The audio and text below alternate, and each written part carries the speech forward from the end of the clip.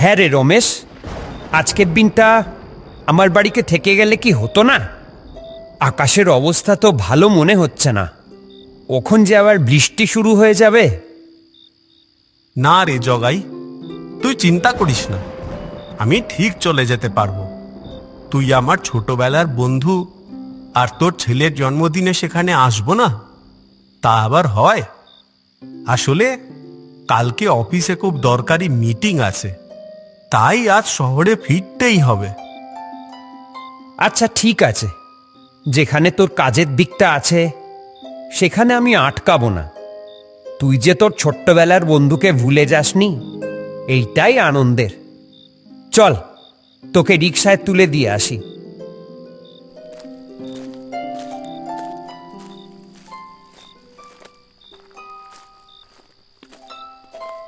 জগাইদের বাড়ি থেকে স্টেশন বেশ খানিকটা দূরে। ওদের বাড়ি থেকে রিকশা করে যেতে হয় স্টেশন। জগাই, একটাও তো ভ্যান বা রিক্সা দেখছি না রে। আসলে এখানে এমনিতেই সন্ধ্যের পর খুব একটা কিছু পাওয়া যায় না, তার উপরে আবার বৃষ্টি আসছে। আরে ওই তো হারাধন কাকা। দাঁড়া রমেশ, হারাধন কাকা রিকশা করে চলে যেতে পারবি স্টেশনে। হারাধনের রিকশা ওদের সামনে এসে দাঁড়ায়।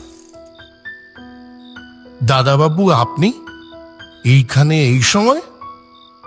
হারাধন কাকা, তোমায় তো অনেকদিন পরে দেখলাম। আমি তো শুনেছিলাম তোমাকে নাকি কদিন ধরে খুঁজে পাওয়া যাচ্ছে না। না না, সেরকম কিছু নয়। আসলে আমি কিছুদিন এখানে ছিলাম না। ও আচ্ছা, যাক, তাও ভালো।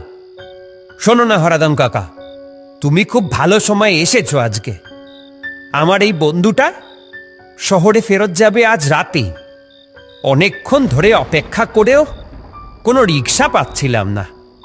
ওকে তোমার রিক্সায় করে ওই স্টেশন অবধি ছেড়ে দাও না, যদি কোনো মতে আজকে শেষ ট্রেনটা পেয়ে যায়।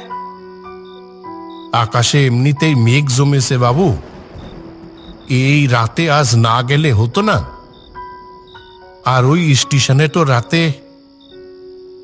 কতবার বললাম যে আজকে যেতে হবে না, থেকে যা, কিন্তু কে কার কথা শোনে? না রে বন্ধু, তোকে তো বললামই। ঠিক আছে হারাদম কাকা, তুমি ওকে একটু স্টেশনে পৌঁছে দাও।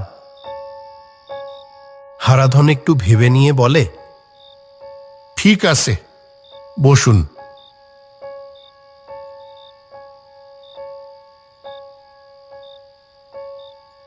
হারাধন রিকশা নিয়ে স্টেশনের উদ্দেশ্যে এগিয়ে চলে। রিকশা ছাড়া কিছু সময় পরই বেশ জোরে বৃষ্টি শুরু হয়।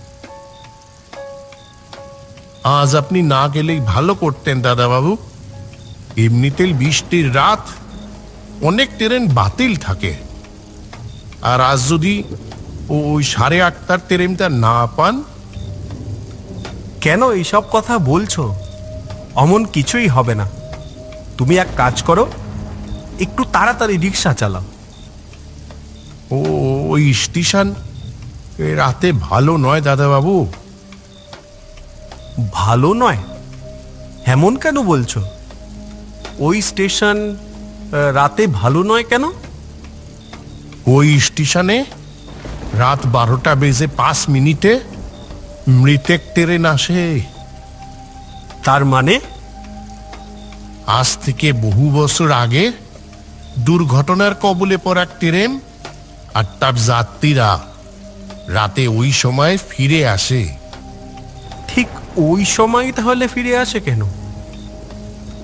শোনা যায় ওই সময় ওই ট্রেনটার দুর্ঘটনা হয়েছিল। ওই ট্রেনে কেউ একবার উঠলে তারা আর বেঁচে ফিরে আসে না বাবু। ওই ট্রেন তাদেরকে সাথে করে নিয়ে চলে যায় নরকের জগতে। এইগুলো যত সব বেকার বানানো গল্প। না বাবু, এগুলি কোনো বানানো গল্প নয়। আমি নিজেই তো। এ কি হারাধন কাকা, দাঁড়িয়ে পড়লে কেন? রিক্সার সেমটা পুড়ে গেছে মনে হচ্ছে বাবু। ওহো, তাড়াতাড়ি দেখো, না হলে ট্রেনটা নির্ঘাত মিস হয়ে যাবে। হারাধন রিক্সার চেন ঠিক করতে শুরু করে। এই বৃষ্টির মধ্যে সেটাকে ঠিক করতে করতে অনেকটাই দেরি হয়ে যায়। উফ, এই তো মহা ঝামেলা হলো। কোথায় ভাবলাম রাতের ভিতর শহরে পৌঁছে যাব, তা তো হলোই না। এবার ট্রেন পাবো কিনা সন্দেহ। হয়ে গেছে বাবু, চলেন যাওয়া যাক। হ্যাঁ চলো চলো, তাড়াতাড়ি চলো।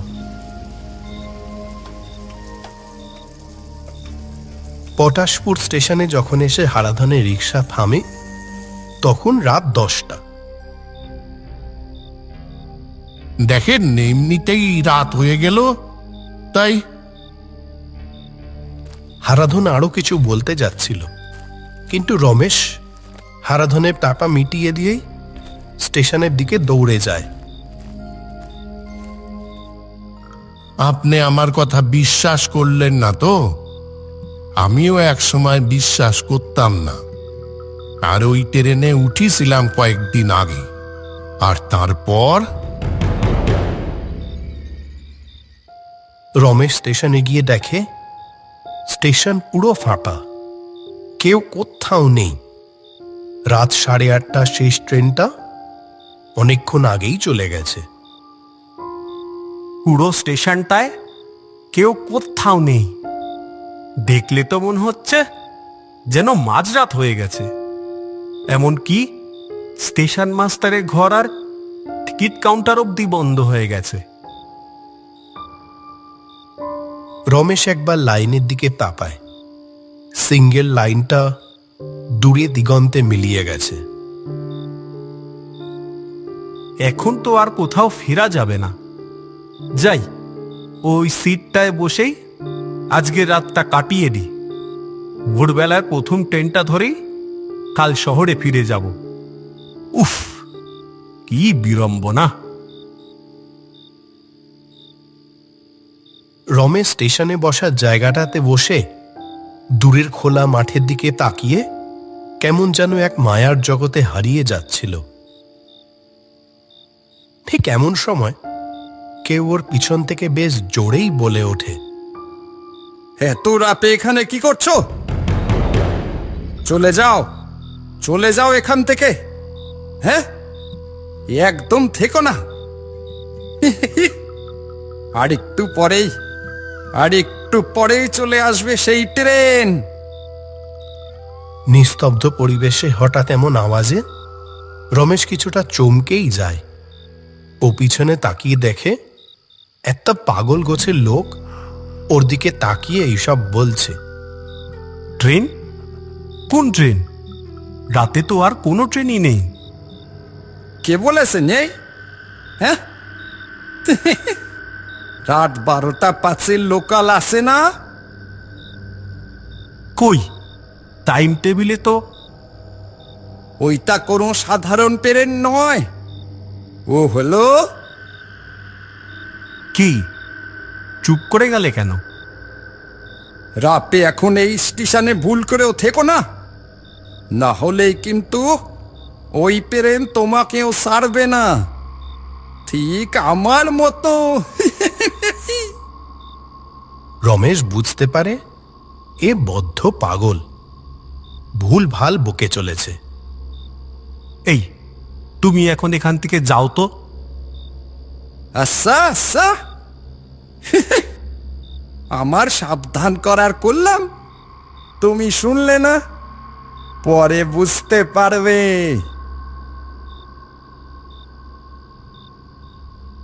ওই পাগল গোছের লোকটা এই বলেই নিমেষে অন্ধকারে মিলিয়ে যায়। রমেশ ওই সিটটাতেই শুয়ে পড়ে। ঠান্ডা হাওয়াতে কিছু সময়ের মধ্যেই ওর চোখ লেগে যায়। ঘুম ভাঙে ট্রেনের হর্নে। ধর্মর করে উঠে বসে রমেশ। সে দেখে সেই রাত 12:05 লোকাল হর্ন দিতে দিতে স্টেশনে ঢুকছে। এত রাতে ট্রেন আছে? তাহলে ওই পাগলটা কি? ধীরে ধীরে স্টেশনে ঢুকে দাঁড়িয়ে পড়ে ট্রেনটা।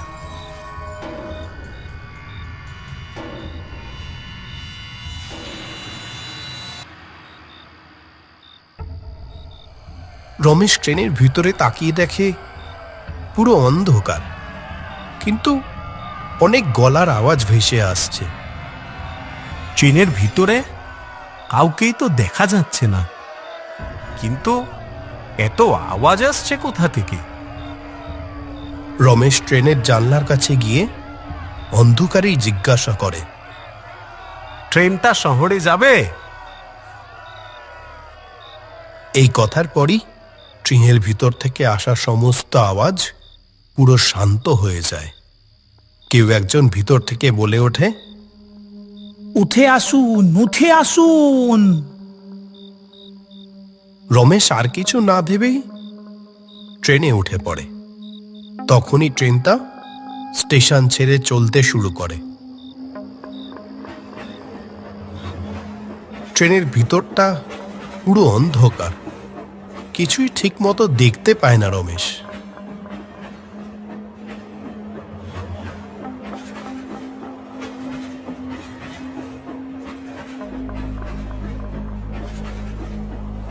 আবার একটা আওয়াজ ভেসে আসে রমেশের কানে, জীবন্ত মনে হচ্ছে। মনে হচ্ছে কি আবার? জীবন্তই তো। কে? আলোটা জ্বালান না। কেন? আলো দিয়ে কি করবেন? আপনারা কোথায়? কাউকেই তো দেখতে পাচ্ছি না।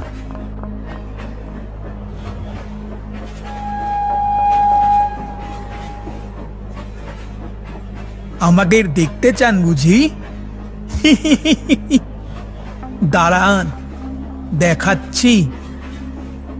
এমন সময় ট্রেনের কামরার আলো জ্বলে ওঠে, আর সেখানকার দৃশ্য দেখে রমেশ আঁতকে ওঠে। সিটের বিভিন্ন জায়গাতে বসে আছে সব মোড়া লাশ। সেই ট্রেনের ভিতরে যারা বসে আছে তারা কেউই জীবিত মানুষ নয়। এ কোন ট্রেনে উঠে পড়ল সে? রমেশের ঠিক সামনেই পড়ে আছে একটা কাটা মাথা। কেমন লাগলো আমাদের দেখে?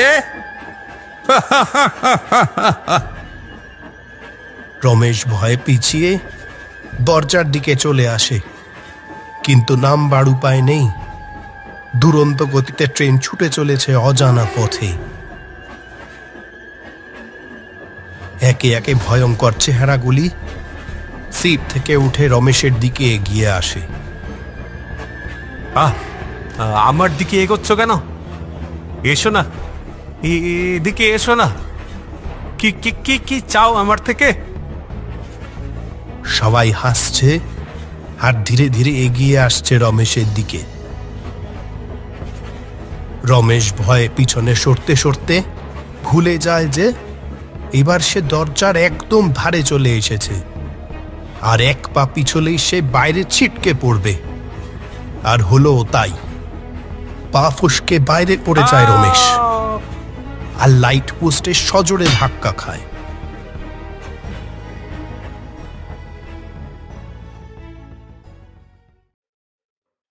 সকালের আলো ফুটলে রমেশ ধীরে ধীরে চোখ খুলে দেখে ও লাইনের এক পাশে পড়ে আছে। মাথাটাতে ভীষণ যন্ত্রণা করছে। আমি এখানে এলাম কি করে? তাহলে যে তখন ট্রেন থেকে পড়ে গেছিলাম, উফ, ভেবেছিলাম আর বাঁচবো না। ওই ভয়ানক রাতটাই আমার শেষ রাত হবে। ফিকোর পিছন থেকে আওয়াজ আসে, কি? হ্যাঁ, বেঁচে আসো বুঝি? এ কি, তুমি এখানে এলে কি করে?